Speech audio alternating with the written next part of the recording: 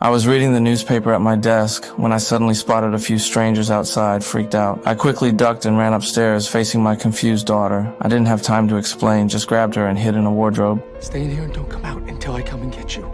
Then I shut the door tight, but I didn't rush down. Waited until the strangers knocked before slowly making my way out. Once downstairs, I pretended to be calm and asked what they wanted. They said they were just passing by and wanted a drink of water, but I had no intention of opening the door, made up an excuse to get them to leave. Not long after, there was definitely no sound outside. I thought we'd successfully avoided danger. But as soon as I turned around, I saw someone had gone around to the back door. I knew they meant trouble, so I quickly went upstairs to pack our things and crawled into the wardrobe with my daughter. There was a secret passage I dug earlier. I knew this day would come sooner or later. Through the passage, we got to a room behind the house. I opened the window and quickly crawled out with my daughter after escaping. We ran to a supply stash, grabbed our stuff, and got ready to leave. But my daughter looked reluctantly at the little house in the distance. I urged her to hurry up. I was terrified she'd be found. Not long ago, a virus that only infected women broke out, leaving less than 1% of women left in the world. If my daughter fell into the wrong hands, the consequences would be unimaginable. That's why I've been traveling with her all this time. The two of us set off on our escape. That night, we found an abandoned church. It was simple, but at least we could sleep there. Early the next morning, I took my daughter and continued our journey. We decided to go to where my father-in-law used to live. It was remote and rarely visited. Since the trip was long, I had to hitchhike on the road. Luckily, a young guy was willing to give us a ride. All the way I lied, telling him my kid was a son, to avoid any unnecessary trouble. Unfortunately, we didn't get far before he caught on. I had to make an excuse to get him to stop, then pulled him aside and boldly told him I was robbing him. This decision filled me with immense guilt. For my daughter's safety, I couldn't think too much about it. After who knows how long, we finally found my father-in-law's old house, but it had changed a lot after all these years. When we knocked on the door, someone was already living there. Luckily, the residents didn't turn us away. They opened the door and let us in to warm up. Only after we went inside did we realize that 3 old men were living in this house.